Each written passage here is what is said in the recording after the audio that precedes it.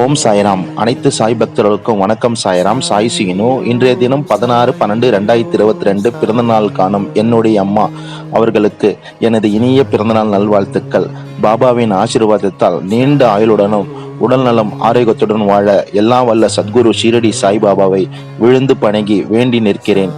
நீங்கள் நீண்ட ஆயுளுடனும் நல்ல ஆரோக்கியத்துடன் வாழ பாபா எப்பொழுதும் உங்களை ஆசீர்வதிப்பார், வழி நடத்துவார். ஜெய் சாய்ராம் அம்மா.